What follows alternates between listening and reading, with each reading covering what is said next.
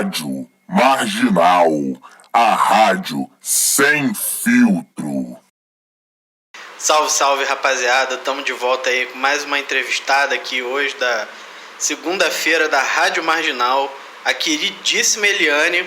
A gente espera também, a gente tinha feito um plano inicialmente para além da Eliane chamar a Dona Isabel, que tá sempre divulgando a gente em tudo que ela tá presente. A gente agradece demais a força que a Dona Isabel faz pelo nosso projeto. E a gente tá aqui para entrevistar a Eliane a respeito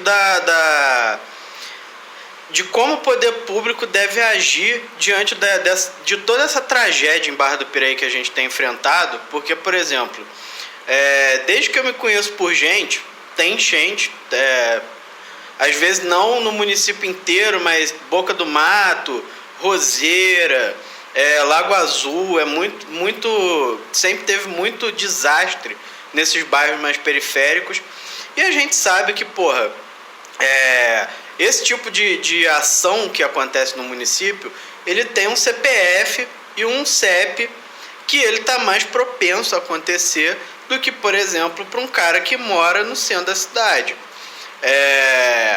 Então, assim, eu lembro que, por exemplo, a primeira vez que eu vi uma enchente na minha vida foi nos anos 2000, que foi aquela enchente que pegou a cidade inteira. Estragou muita coisa. Na época, assim, meus pais ainda tinham comércio no centro da cidade. A gente morava no centro da cidade, meu pai ainda mora no centro da cidade. Então, assim, pegou uma parte da minha infância, que aquilo dali foi aterrador, tá ligado? E assim, você não viu perspectiva de melhora esses anos todos. Então é esse mais ou menos o ponto que a gente quer debater.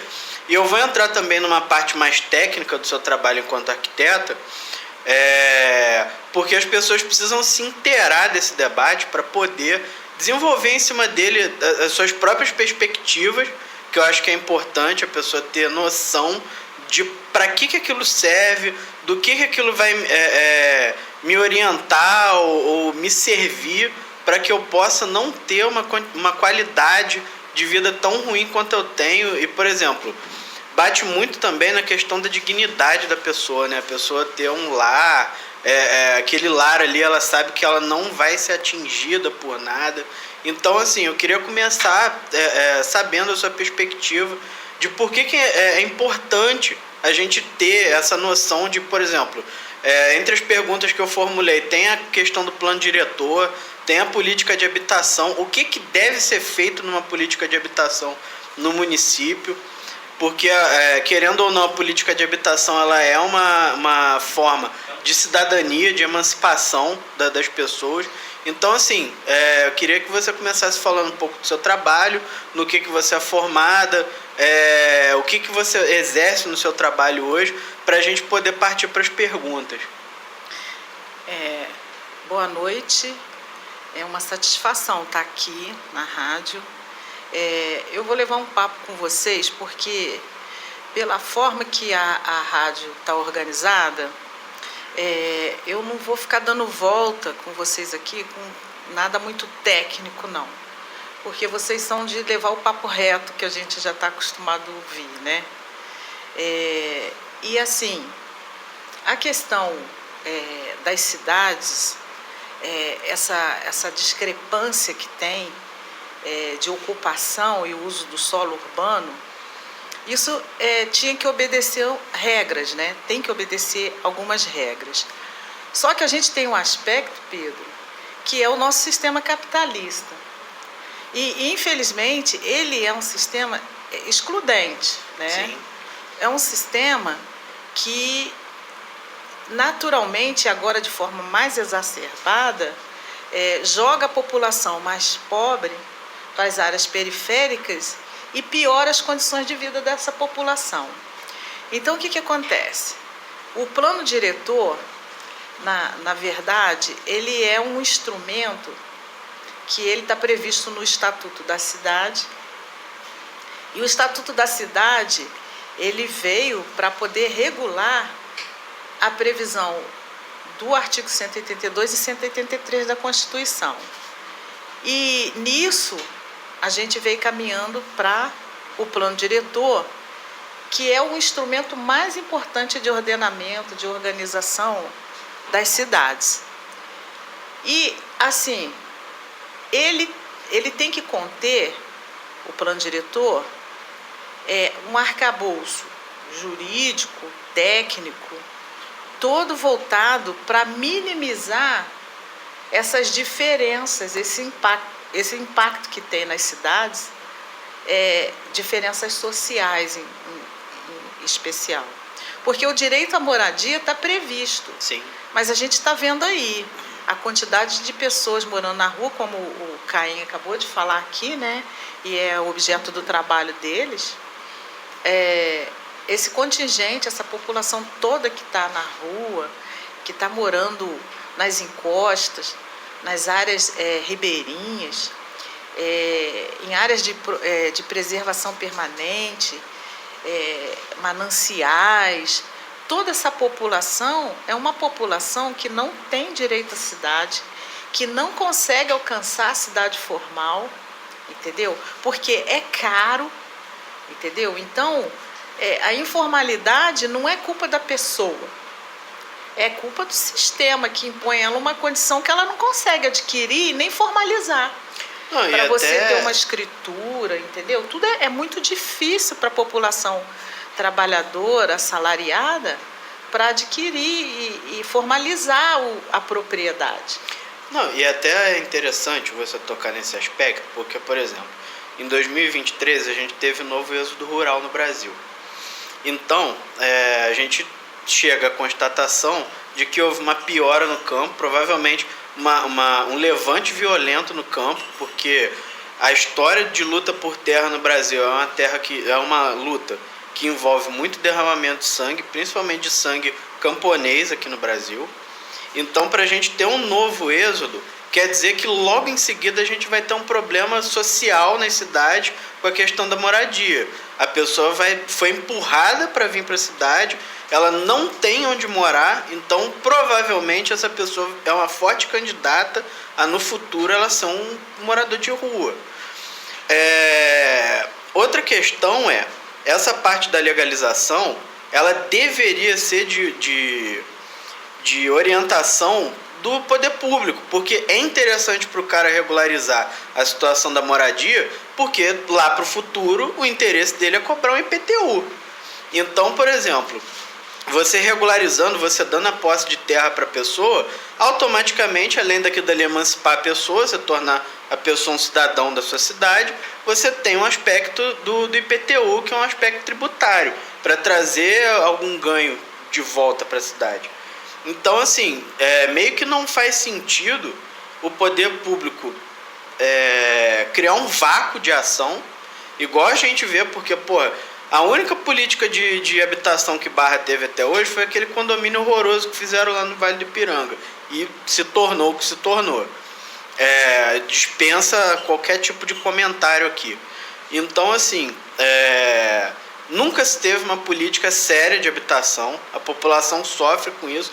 E você vê que quanto mais rápido, porque está acontecendo de maneira desordenada esses tipos de desastres, é uma ação direta do homem, porque, ficam tentando imputar que, porque foi a chuva, a culpada é a natureza e tal, só que tem um dedo de ação do homem nisso daí, porque, assim, o planeta já não está mais conseguindo suportar a atividade industrial que está sendo imposta a ele, a gente tem esse problema, e a gente tem também que, a partir do ponto que você tem todos esses problemas, a população é empurrada cada vez mais para a periferia, para ficar marginalizada ali, porque, querendo ou não, os centros urbanos, eles são uma maneira de você privilegiar alguns em detrimento de muitos, e a gente até tem que pensar um pouco nisso, porque, por exemplo, o que vale mais a pena?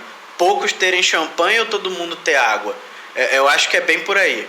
Então a gente empurra as pessoas para esse tipo de condição, porque sai mais barato você deixar acontecer, você deixar aquilo dali matar, porque é menos um para você cuidar. E assim, eles podem nunca ter externado isso, mas esse é o tipo de pensamento tacanho que a política que vem sendo vem sendo desenvolvida no Brasil nas últimas 2 décadas, que é uma política neoliberal, ela tem por pressuposto que o indivíduo tem que cuidar de si e o Estado, sabe-se lá o que o Estado vai fazer, porque não é obrigação do Estado aquilo ali. Tem uma parcela muito grande também que você vê de empresário falando: ah, mas ele quis morar ali, entendeu? Aconteceu esse desastre. Mas esses empresários, olha o que acontece na dinâmica de ocupação das cidades. É uma dinâmica que é uma luta, né, de quem tem mais poder, e mais dinheiro. Não adianta. Até o nosso secretário de habitação hoje é o dono da Convém, né, que é uma imobiliária.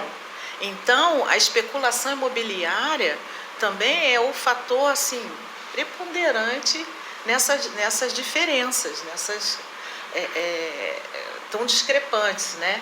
E aí, o que acontece? Você vê que a cidade, que conforme prevê a Constituição, é um direito de todos têm que ter acesso, todos têm que usufruir dos benefícios da cidade, esse aspecto social não é atendido, entendeu? Porque é caro. É caro ocupar ali. É caro, você tem que ter competência no que você está fazendo, porque não adianta você só fazer igual fizeram lá no Vale do Ipiranga, que você deu a moradia e que se dane. Mas essa dinâmica também, em termos de habitação, de você pegar e ocupar é uma coisa, habitar é outra. Sim. Porque habitar envolve a sensação de pertencimento. Então você cria aquele monte de cubículo, enfia todo mundo ali, a pessoa vai morar, ela sai do ambiente que ela tinha convívio, que ela foi criada, que ela teve infância, entendeu? Isso tudo se perde. E aí ela vai ter contato com pessoas desconhecidas, entendeu? É uma outra forma de relação e o uso daquele espaço, entendeu? Aí, muitas das vezes, o local, ele está longe.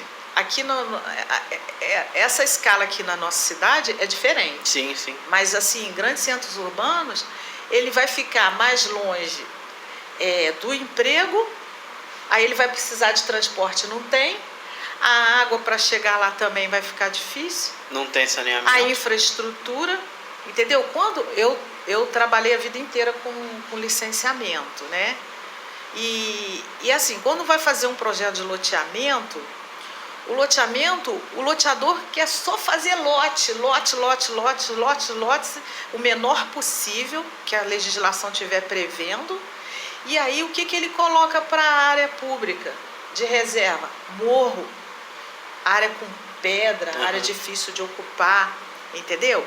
E aí, quando se faz um projeto de loteamento, eu acho que o poder público ele já deve, a partir daí, já analisar essa dinâmica de ocupação e essa necessidade de atender o aspecto social, né, do espaço, e ali prever a quadra onde vai ser a praça, onde vai ser a quadra de esporte, onde vai ser a creche, onde vai ser a escola, entendeu? Qual vai ser a quadra comercial, habitacional, fazer a hierarquia, que a mobilidade também é outro troço tremendo para se tratar, muito sério, que tem que ser resolvido nas cidades. A gente está vendo Barra do Piraí que está passando esse processo agora nesse momento, mais adiante a gente vai falar, entendeu? Isso tudo envolve o conforto e a qualidade de vida da população. Sim. Entendeu? E quando você vê, por exemplo, essa parte dos lotes, do loteamento da cidade, ou quando vem uma construtora para cá para fechar um plano de um condomínio que seja, você vê que aquilo dali vai rolar, primeiro, uma especulação filha da puta para o cara conseguir o maior valor agregado naquilo dali. Tem que ser um retorno rápido para ele poder construir em cima, quando é no caso de um condomínio ou de um complexo de apartamento. O cara precisa daquele retorno para ele poder dar prosseguimento às obras. Então, assim, e a gente vê que cada vez menos as pessoas têm possibilidade de comprar um imóvel. Isso daí também é um sintoma do capitalismo, porque, por exemplo, a moradia, com o passar dos anos, ela foi virando cada vez mais um privilégio de poucos, e esses poucos, ainda por cima, não conseguem pagar totalmente o custo daquela habitação. Porque o cara vai financiar em 30 anos, que seja 20 anos, pela Caixa Econômica. No governo Bolsonaro é importante falar que entrou aquele plano maluco de que não podia mais comprar imóvel novo. Não, começou no Temer. Sim, né? sim. E aí depois o Bolsonaro, logo depois do golpe, porque Minha Casa Minha Vida era um programa carro-chefe no governo da Dilma. E aí teve o golpe, entrou o Temer, e aí seguido o Bolsonaro, eles quase que extingue totalmente. Porque a faixa 1, que é a faixa com menor renda, deixou de ser atendida. Entendeu? Aí agora que restabeleceu no governo Lula. Entendeu? Assim, o programa Minha Casa Minha Vida tem as suas restrições, entendeu? Mas ainda é melhor do que não ter um programa. Sim. E assim, por exemplo, o governo Lula, ele zerou as prestações de quem tinha dívida no Minha Casa Minha Vida, né? E recebia Bolsa Família. Então ele zerou, essas pessoas não já tem habitação e já está zerada, não precisa pagar mais. Até o pai de um colega meu recebeu esse perdão aí. Ele é do interior da Bahia e ele conseguiu esse perdão. Isso. E aí agora um programa novo que está surgindo aí, que, por exemplo, quando a Constituição diz que tem que se cumprir a função social da propriedade, é pública e privada. Então, aí agora nesse governo, eles estão fazendo um programa para se ocupar prédio público, entendeu? Aí já tem vários municípios que já estão já disponibilizando. Então, prédios assim... Já tem umas 400 prédios que eles estão analisando já para esse programa. Aí vai atender também, principalmente na área urbana, né? Na metrópole, nas metrópoles. Não, isso, por exemplo... Esse perdão não é um perdão, né? Você entregou o título de posse para a pessoa. É só a pessoa correr atrás e eu acho que tem que ir na instituição bancária que ela fez o financiamento, que eles te dão a papelada para você conseguir o registro né? do imóvel. Então, assim... É esse o ponto também na questão da habitação. O cara ter a propriedade da onde ela está morando.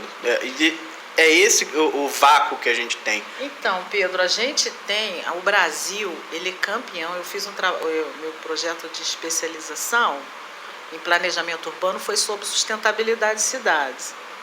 E a gente constata assim, o Brasil, ele tem um arcabouço legal, jurídico, assim, invejável para qualquer outro países aí no mundo inteiro. Porque ele consegue dar conta de ir aonde precisa ir para poder atender aquela demanda, legalmente ali, na letra da lei. Só que não adianta se não tem como você dar sequência para formalizar aquilo. Então, por exemplo, o plano diretor é lindo, é maravilhoso. O Estatuto da Cidade é lindo, maravilhoso. Aí você vai elaborar o plano diretor, cidades acima de 20 mil habitantes, né? E esse prazo já está furado, já está extrapolado, não consegue atender. Por exemplo, Vassouras tem uma legislação urbanística da década de 70 até hoje. A nossa legislação urbanística de Barra do Piraí, ela era também desse mesmo período, que foi um período que o Estado promoveu nas cidades os planos diretores. E depois disso,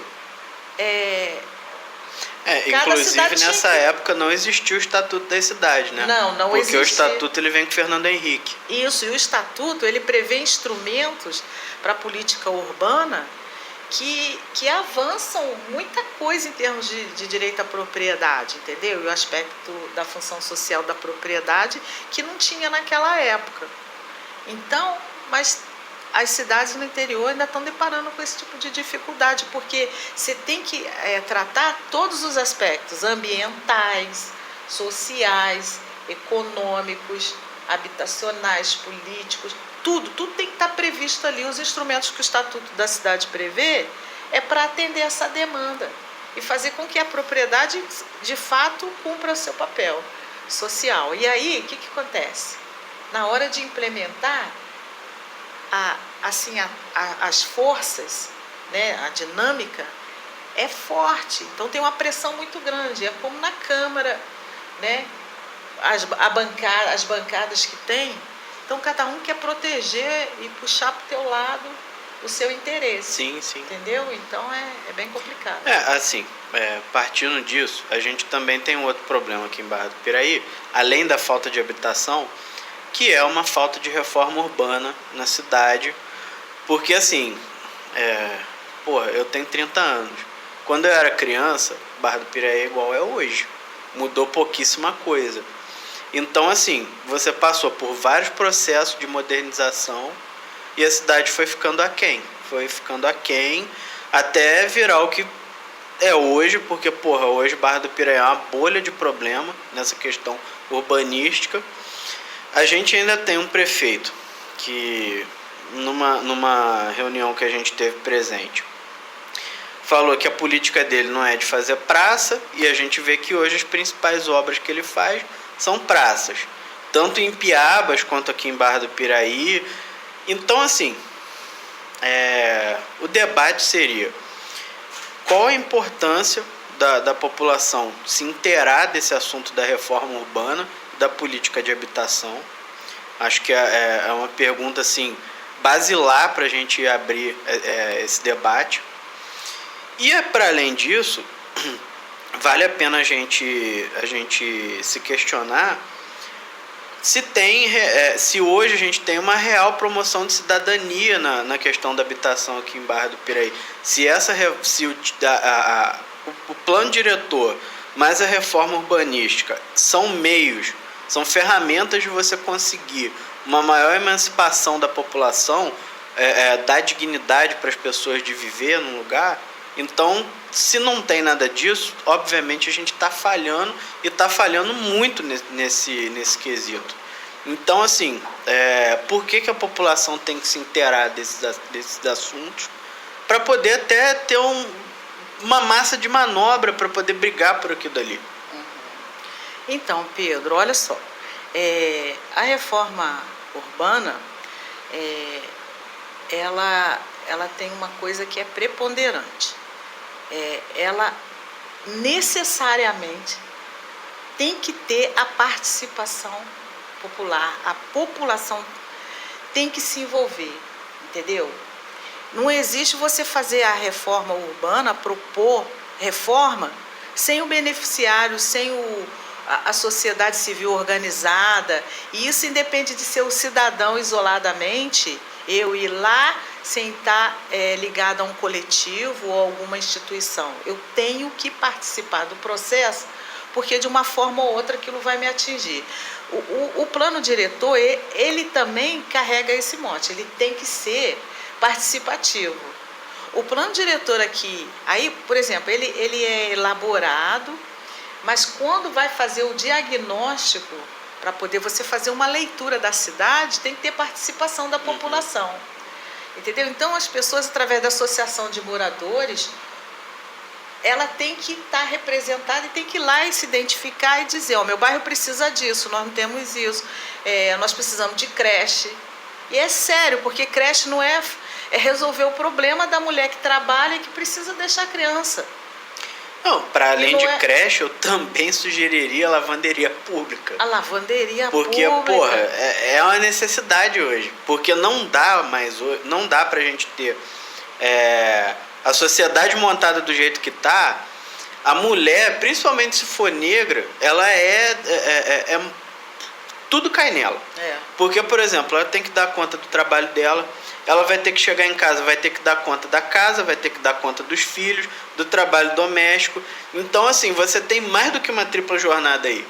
Então, por exemplo, essa questão envolvendo o poder público, ela é importante porque, por exemplo, se você bota uma lavanderia pública a preço popular, é óbvio que aquilo ali vai tirar um pouco da carga.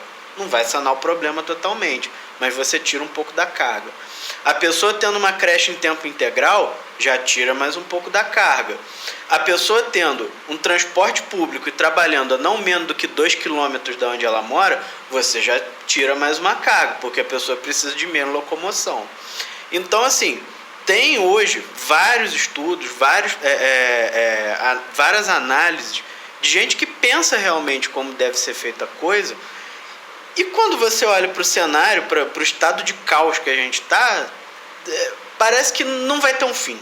Parece que daqui para frente vai só agravar e você vai vendo o estado das coisas diminuindo cada vez mais, você vai tendo uma piora da condição de trabalho.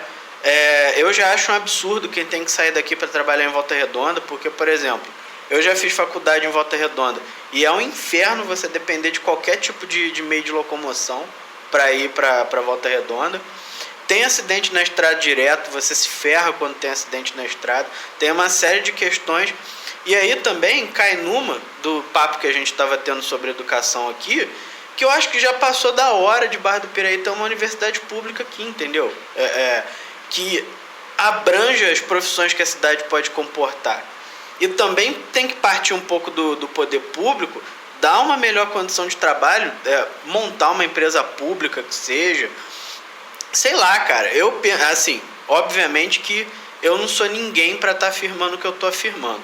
Mas, por exemplo, se Barra do Piraí pedisse a Fiocruz, por exemplo, para desenvolver um complexo industrial, biológico, médico aqui em Barra do Piraí, porra, você tá com a faca e o queijo na mão, cara. Você desenvolveu uma indústria pública, quer dizer, não vai visar o lucro, pode sair vários cientistas daqui de Barra, ter um investimento pesado na pesquisa, obviamente fora da ótica do capital, porque esse tipo de coisa não tem que gerar lucro. Então, assim, você tem toda uma questão que a cidade ela foi cada vez mais sendo dilapidada, sendo depredada, foi acabando tudo. Você tem as mesmas casas que você tem há 40 anos atrás, 50 anos atrás. Essas casas hoje elas são impedimento às vezes para a locomoção pública, também é outro problema que a gente tem aqui e pode chegar a ser algum dia um problema de saúde pública. Então, assim, você tem toda uma estrutura que é montada contra as pessoas. O Padre Júlio fala sobre arquitetura hostil, mas você não ter uma reforma urbana também é uma forma de arquitetura hostil contra a população. Exatamente, mas a reforma urbana, sobre esse aspecto, são procedimentos, intervenções necessárias, mas de forma a fazer com que a população seja distribuído o direito à cidade, entendeu? Que todos tenham acesso de uma forma mais igualitária e não tenha essa discrepância, essa diferença tão grande. Então isso, por exemplo, em questão de habitação, você vai fazer um projeto, você não vai poder isolar a habitação, um conjunto habitacional, por exemplo. Igual é na MRS, né? Exatamente. Que a cidade vai virar um campo de concentração. Exatamente. Então, o que você tem que fazer? Você tem que diluir as necessidades de habitação. Então, você precisa de 500 unidades em Barra do Piraí, você não vai pegar uma área e construir 500 unidades ali. Entendeu? Mesmo porque uma área para você botar isso vai ser lá longe. Entendeu? Aí você vai falar, por exemplo, a população ribeirinha. Ela está ocupando uma área. Como é que você tira, por exemplo, Barra do Piraí é cortada por 2 rios, né? Tem a RJ, tem a BR, entendeu? E a ferrovia. E uma topografia miserável. É um vale, né? É um vale. Aí o que acontece? As pessoas, quando fazem o diagnóstico da cidade, no plano diretor, já tinha que ter identificado as áreas que não é possível de serem ocupadas e já coibir isso. Mas o processo de fiscalização do uso e ocupação do solo, o que acontece com esse processo? Nesse processo, não há interesse do gestor público em fiscalizar. Sabe por quê? Também. Porque isso tem um ônus político para ele, para o gestor. Então, a fiscalização também é uma forma de fazer uma vista grossa, porque sabe que uma parcela da população não tem como manter regulamentada a sua propriedade. Sim. Você vai fazer, as pessoas constroem no domingo, no feriado, depois do que chega do trabalho, ele dá um jeito de construir a casa dele. Entendeu? Por quê? É meio que inacessível também para essa população o profissional para poder dar esse tipo de orientação, arquiteto, engenheiro, fica caro para ele não tem acesso. Então ele constrói, aí acontece uma desgraça que foi essa casa que ruiu ali na Cristiano Ottoni e matou aquela família, entendeu? E para além disso, o tipo de solo que a gente tem aqui na nossa região, que já foi para lá de explorado, entendeu? Com gado, café, e isso deixou o solo frágil, né? A gente tem um monte de vossoroca por aí, e aí você vai ocupar esses lugares, quando vem essas chuvas, terrível. Leva tudo, né? Leva tudo mesmo. E aí essas chuvas também, até isso tem que ter como prever no plano diretor, sabia? Tudo isso tem forma de prever, que é a parte ambiental. Entendeu? E a gente tem aqui em Barra do Piraí um sistema de drenagem muito, mas muito aquém das nossas necessidades, né? De captação de água potável. Não, é arcaico, também. né? É arcaico, tudo ultrapassado. É igual ao nosso sistema de saneamento. Vou fazer uma pergunta que você falou isso. E qual seria a função do meio ambiente nisso? Como você falou que é tudo ambiental, o meio ambiente, a Secretaria de Meio Ambiente. Qual seria a função dela nesse trabalho? Então, as ações todas que você tem que ter sobre a cidade, elas são multidisciplinares, que a gente fala. Então tem que envolver as diversas secretarias. E, por exemplo, a gente tem problema aqui em Barra do Piraí da coleta de lixo. Por exemplo, colher o lixo na oficina velha, na quinta-feira. No sábado foi colocado o lixo, está até hoje na rua. Aí você tem aquelas regiões assim, igual, por exemplo, embaixo de área que é não edificante, que fala que você não pode construir igual faixa da Light, essas áreas assim, área à beira de rodovia e tal. O que acontece? Isso vira lixão. Aí prolifera rato, aí tem água, tem mosquito. Cadê a parte do meio ambiente e vigilância sanitária atuando? É para atuar junto. Código de posturas, a fiscalização de postura tem que atuar junto, notificando, procurando quem é o proprietário. Olha, se o terreno está assim, está assado, você tem que limpar, você tem que cercar, entendeu?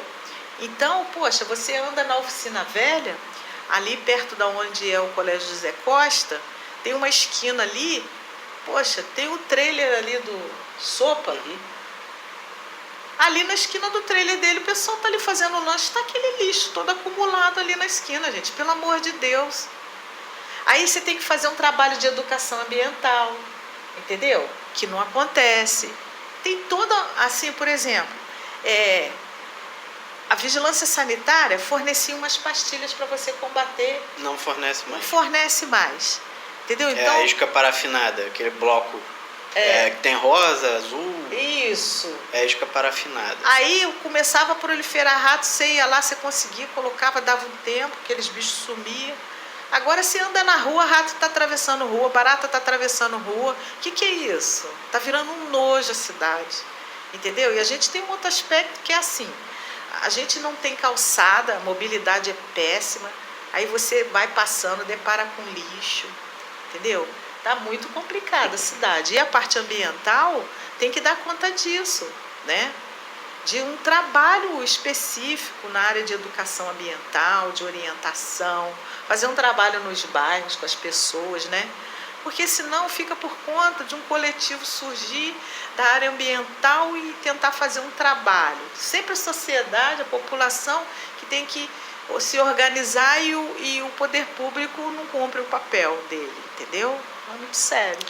Assim, até nessa questão dos desastres climáticos, a gente está vendo que conforme o tempo está andando, a gente está cada vez acontecendo mais rápido, ou uma chuva torrencial, ou onda de calor, que a gente teve diversas ondas de calor no alto verão. A gente já está quase no fim do verão, mas mesmo assim está um calor infernal.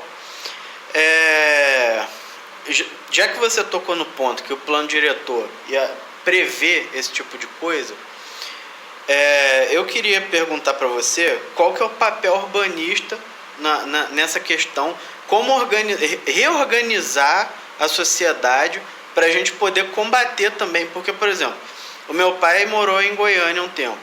E próximo da onde ele morava tinha uma rua que era toda arborizada.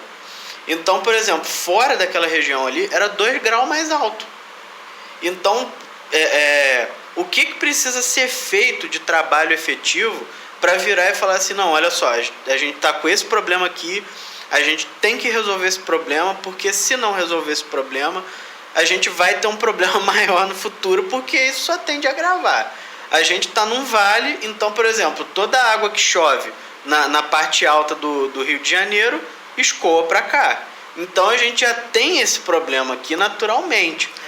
Mas assim, embora tenha muita gente que tente botar a pecha de que isso é uma questão ambiental, que isso acontece mesmo, que isso é ação da natureza e tal, que a gente não pode impedir, isso daí tem um dedo claro de trabalho humano. Então, assim, é realmente efetivo a gente deixar passar, deixar, por exemplo, uma fábrica se instalar em qualquer lugar, porque até o plano diretor ele serve para isso, serve para dar uma dimensão da onde que as fábricas vão ser instaladas, da onde que você pode fazer atividade industrial que não vai poluir rio, não vai poluir manancial, não vai estragar alguma área de proteção ambiental e tudo mais. E a gente teve um arrefecimento de toda essa política ambiental quando o André Ciliano foi presidente da Alerj, porque vamos lembrar que, para tentar salvar a Alerj, a UERJ, que a gente está vendo que novamente virou um palanque para bolsonarista virar e falar que aluno de universidade é tudo vagabundo, é tudo maconheiro, tudo mais, tá passando por uma nova onda de ataques. Então, assim, o que valia mais a pena? Você, acabar com a política ambiental do estado inteiro, porque, assim, os amigos do Luciano Huck puderam acabar de construir a mansão deles em Angra dos Reis, entendeu? Então você teve todo um comportamento que estava sendo represado, porque aquilo dali além do cunho político que tem aquilo, de virar e falar, fulano lá não é defensor da natureza, que a gente sabe que atrai uma parcela da população. A gente também tem essa questão da especulação, que é ligada porque, por exemplo, os caras sempre vão puxar para eles esse tipo de pauta, porque o cara quer ganhar em cima daquilo dali, e é ganho certo, porque todo mundo precisa morar. Então, assim, aonde que o urbanismo age efetivamente para corrigir esses problemas que a gente tem no município, e como a gente pode fazer isso de maneira eficaz, porque não adianta a gente começar uma política que lá para frente vai entrar um cara e vai tirar isso tudo. A gente tem que ter um modo contundente de mostrar a política que ela se preserve, que ela vá sendo incrementada ao longo do tempo. Então, Pedro, olha só. Eu tenho um amigo que mora em Cubatão e lá tem um rio Cubatão. E quando ele foi para lá, há cerca de uns 30 anos atrás que ele fala, o rio era altamente poluído mesmo. Era esgoto, era tudo. E hoje você vê peixe no rio, porque eles tiveram uma preocupação de fazer um tratamento ali, para que ele não persistir aquele problema. E aí, eu te digo, nós temos aqui que tratar esgoto. Estação de tratamento de esgoto é urgente. Sistema de drenagem e esgoto tem que ser separado. Água de chuva não pode ir junto com o esgoto. Tratamento de esgoto isolado nas casas.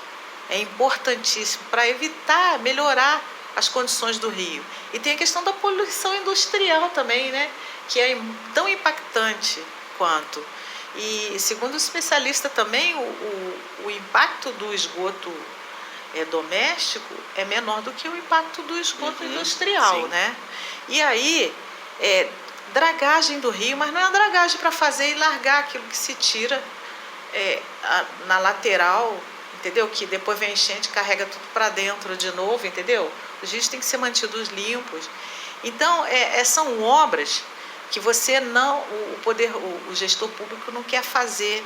Ele quer fazer a praça que todo mundo depois, quando ele inaugurar, vai andar lá e vai ver. E o resto, a população vai continuar sofrendo. Com relação às APPs, as áreas dos rios, a ocupação, por exemplo, a lei de parcelamento do solo, acho que é de 66. Até então, essa dinâmica de ocupar as cidades próximas de rio, desde os indígenas, eles sempre ocuparam próximo aos rios, porque para facilitar o dia a dia, a vida deles, né? E aí, a gente não tinha essa preocupação em termos urbanísticos lá atrás, e aí a gente está colhendo o ônus disso agora. Então, o que acontece? Em Barra do Piraí, por exemplo, como que você arranca toda essa população ribeirinha que está nessa faixa agora? Se você for pegar, eu acho que é 100 metros, dependendo da largura, varia, né? O tamanho, a largura do córrego, a distância que tem que ter a construção, ou qualquer intervenção. Então, a preservação dessa mata ciliar, que a gente chama, ela é importantíssima, porque são pássaros, né? Você vai preservar uma fauna e você vai preservar o próprio rio, entendeu? Então, a parte ambiental, a secretaria tem que dar conta, o meio ambiente tem que dar conta de fiscalizar esse tipo de ocupação. Se você se dirigir para Vassouras, ali depois do Coimbra, na parte de baixo ali, aquilo ali está se estendendo. Sim. Lá perto da ponte, depois do batalhão, que passa já para Vassouras, tem uma área enorme desmatada ali já. Entendeu? Aí você vai vendo. Então, tem que ter um controle. Se não tiver ali controle, é área de proteção, não é? É área de proteção. Se você não tiver um controle de uso e ocupação do solo, está perdido. E o plano diretor tem todos esses instrumentos que podem ser previstos, entendeu? O que pode, o que não pode, tem que fiscalizar. E aquilo que eu falo, a fiscalização não interessa. Porque politicamente, o ônus para o cara é ruim para ele, entendeu? E aí, você tem que minimizar o impacto daquela ocupação ali, você está entendendo? Você tem que dar condições mínimas para a pessoa permanecer no local, porque você não vai arrancar, como é que você vai resolver?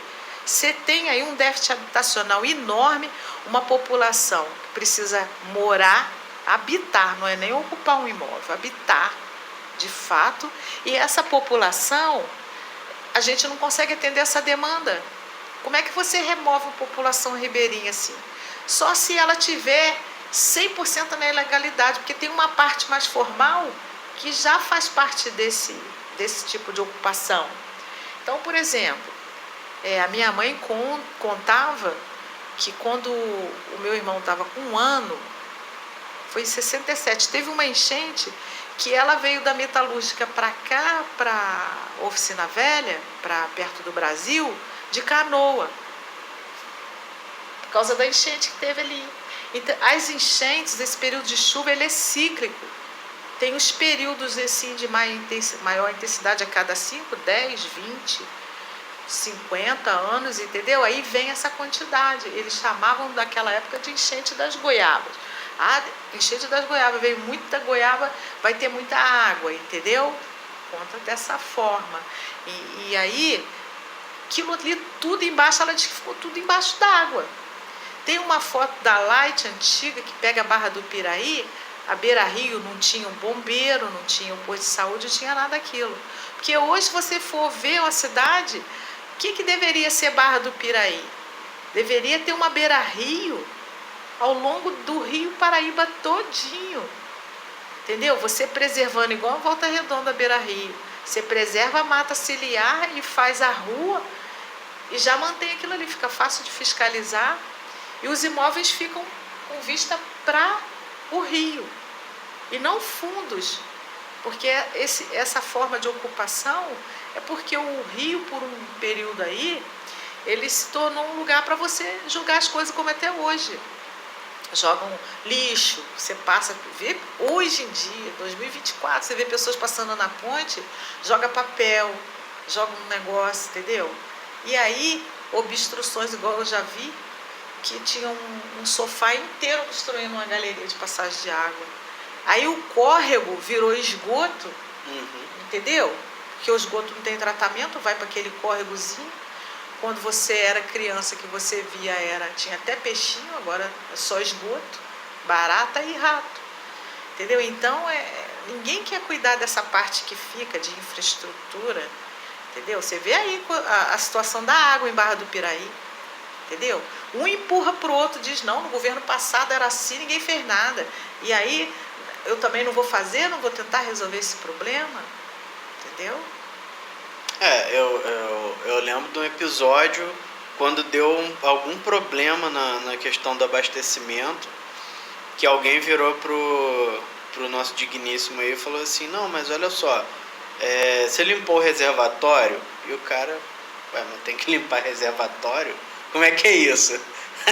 Então, assim, a gente tem essa questão que é ridícula, né? A gente vê uma pessoa que foi eleita para estar cuidando da cidade. E tudo que o cara sabe falar não, mas tal coisa aconteceu no outro governo também. Então, assim, para que tu se candidatou? Porque, por exemplo, se fosse para manter a coisa do jeito que tá e não querer melhorar, não querer...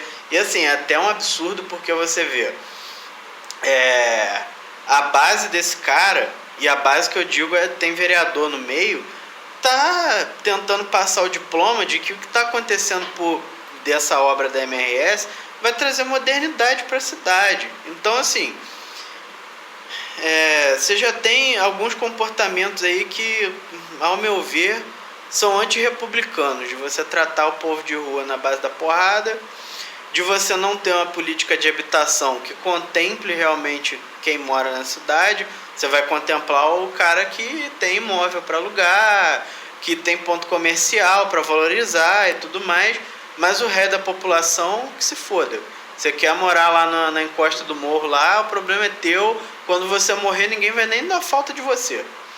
Então, assim, a gente tem isso tudo que vai somando a questões de direitos básicos, como a gente está falando aqui, da educação, e transporte público, saneamento, blá, blá, blá. Isso tudo que está todo mundo cansado de ouvir.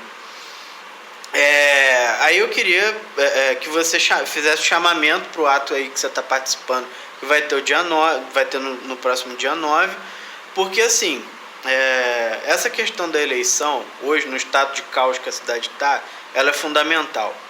Mas se a gente não tiver o mínimo de organização para tocar esse processo, ele não vai valer de nada e a gente sabe o que vem depois disso.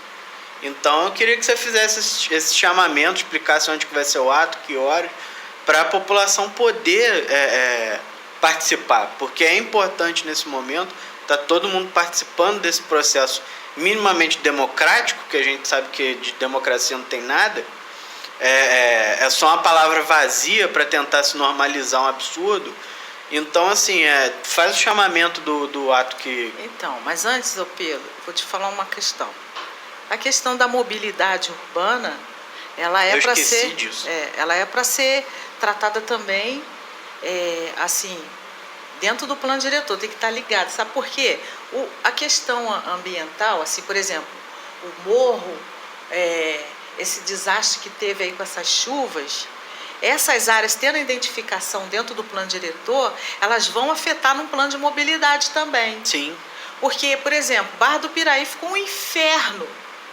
Porque caiu aquele trecho da rodovia lá no Lago Azul, o tráfego passou por aqui, por dentro da cidade, entendeu? As pessoas queriam ir para Piraí, não tinha passagem.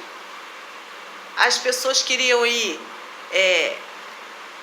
para Volta Redonda, tinha que passar por aqui por dentro, entendeu? Então ficou uma coisa assim, o trecho de Ipiabas ali, naquela curva ali onde embaixo tem um restaurante ali, também caiu uma barreira horrorosa ali, um perigo. Eu recebi um vídeo de uma hora que estava chovendo muito ali, olha, dava medo de passar. Então você está sujeito a pegar a chuva no meio do caminho e não chegar mais em casa. Então, esse aspecto da mobilidade é um negócio muito sério. E essa questão da MRS aqui em Barra do Piraí é uma coisa séria, porque, em princípio, eles vão fechar as passagens de nível ali no centro da cidade, pelo menos, para passar só pedestre. Agora, o pedestre também não está sujeito ao acidente? O que mais acontece? Então vai fechar para carro. aí vai afetar a cidade de uma forma, aí parece que pra gente não, mas olha o desgaste que você vai ter no transporte público também. Você está entendendo? Ele se vier fazer umas obras de infraestrutura, umas obras assim, ponte, viaduto, é outro desgaste. O nosso viaduto que a gente tem não comporta o trânsito atual, com você podendo passar nas passagens de nível. Entendeu? Não, e por exemplo, Vai esses estender outros. o trajeto das pessoas de carro, vai estender o trajeto das pessoas a pé. Isso é um absurdo. Porque tem nesse plano que eles têm que fazer mais 2 passagens para carro, não é? Para poder ir para outros lugares. Ou é uma? Não, uma seria ali perto do Bramil, né? Uhum. Vindo da Química, Isso. né? E a outra seria naquela lateral da linha de trem passando pelo parquinho ali, né? Uma sim. ponte. Entendeu? Mas, gente, você vai isolar uma área da cidade? Qual a intenção disso? Que é aquela área ali da estação, aquele lado ali, onde as pessoas vão em direção a Piraí, a Muqueca? Gente... Não, e por exemplo, se é uma reforma urbana, como que você vai fazer isso? Porque se não tiver a reforma urbana, a gente sabe como é que ele vai fazer isso. Ele vai fazer isso na canetada. Não, igual ele faz tudo. já está sendo na canetada. Isso é um acordo que vai beneficiar única e exclusivamente a MRS. Sim.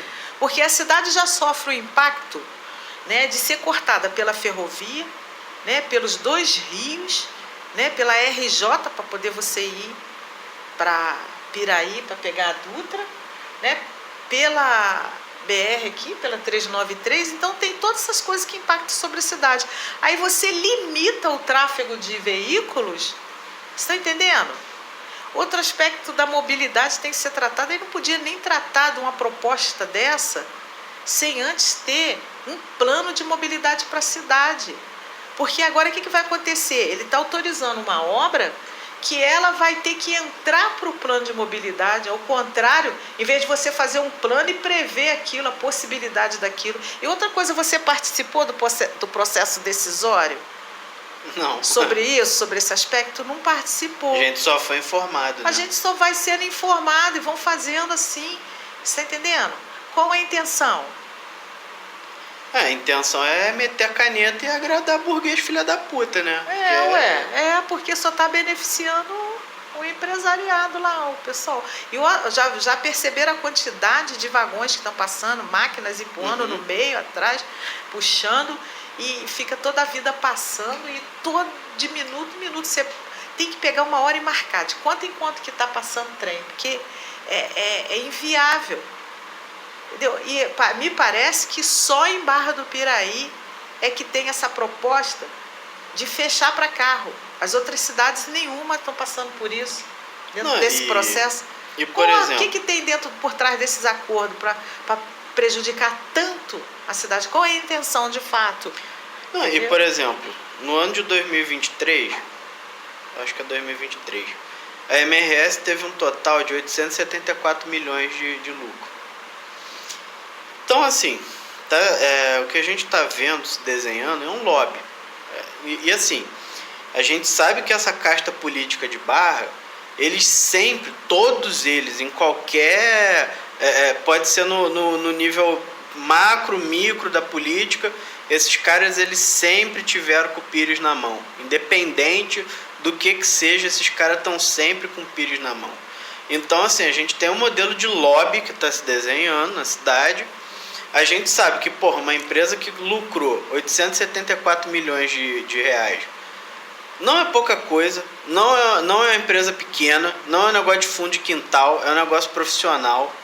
Até teve esses entraves da MRS, porque, por exemplo, eles chamaram uma equipe técnica, a equipe técnica não deu o laudo que eles queriam, eles foram correr atrás de quem ia dar o laudo, de quem ia pegar e falar, tá aqui, você quer isso? Toma aqui, eu só quero dinheiro.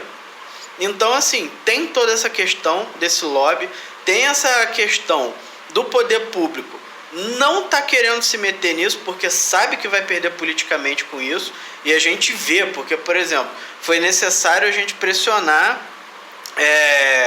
uma galera aí para poder ir para Brasília formalizar uma denúncia na NTT. Foi na NTT, não foi? Então, assim, a gente teve esse agravante na caminhada desse processo que a gente está vendo, que é um processo, novamente, autoritário pra caralho, que o cara tá querendo dar o último suspiro dele de autoridade aqui na cidade. Não é ele que vai ficar morando aqui para ver o resultado dessa desgraça que ele está fazendo. E assim, mesmo que ele ainda fosse ficar aqui morando aqui, esse cara não precisa viver aqui. É essa a questão. Ele não precisa viver aqui. O negócio tá ruim, ele pega e vai para outro lugar. Ele não tá. A gente aqui que, porra, luta pra caralho pra ter um imóvel, a gente sabe a merda que é se esse cara fuder tudo. Então, porra, tem essa questão que o cara ele não tá se importando, porque ele não precisa viver aqui. E os poderosos que estão junto estão um pouco se ferrando, porque o cara quer ganhar o aluguel dele. Barra do Piraí tem que aprender, gente, parar de dar a cidade na mão de forasteiro. Pelo amor de Deus, né? Sim. Você vive na cidade, você tem familiares, você nasceu aqui, entendeu? Você tem amor, você tem aquela coisa do pertencimento, né? Eu sou barrense, sou de Barra do Piraí, eu nasci aqui, estudei aqui. Então, aí chega um momento da tua vida que se depara com a situação. Eu tenho um amigo que trabalha comigo, a sobrinha foi para São Paulo agora, uma cidade do estado de São Paulo. Chegou lá, arrumou um emprego, quer dizer, está saindo de Barra do Piraí. Os jovens não têm expectativa nenhuma para continuar aqui. Você está entendendo? Então, os pais, os avós, eles têm que pensar no futuro desses jovens. Não tem nada para eles aqui. E tem que ser construído, e a gente tem que lutar para isso. Sim. Tem que lutar para construir isso, entendeu? E aí, Pedro, o ato, olha só, vai ser sábado às 10 horas na esquina do Pecado, tá? A gente vai para lá para poder começar a se mobilizar nesse sentido, de se organizar.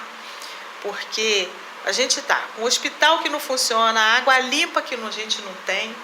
Quando a gente tem água, pô, não é brincadeira não, a água que chega na nossa torneira, gente... É turva.